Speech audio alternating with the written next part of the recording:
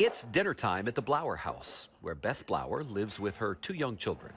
Upstairs is their online classroom, and right down the hall is the office where Beth is leading a team of data scientists at the Johns Hopkins Coronavirus Resource Center. Anytime you see data analyzed or you see a map or a chart or a graph, we're sort of powering that. Blower's responsible for all of this, the university's COVID dashboard.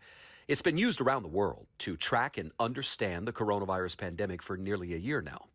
Here's how it works. As Americans around the country test positive or end up hospitalized with the virus or get vaccinated, that information gets published by federal, state, and local health officials, and then it gets vetted by Blower's team. We have a team of researchers that will go to every public website and look and see who's reporting, how they're reporting it, how they're defining how things get reported. Then they pull in all of that data to get as complete a picture of the outbreak as possible, and then they share it with the world.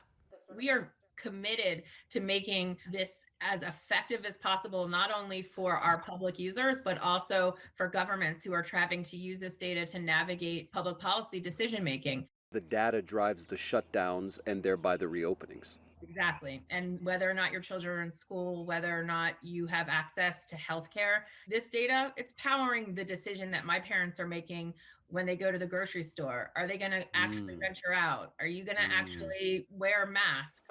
You know, Blower told us a story that is a reminder the pandemic isn't all numbers and data. She says she and her team have all had personal experiences with COVID. For her, it became all too real when her 10-year-old daughter, Madeline, caught the virus.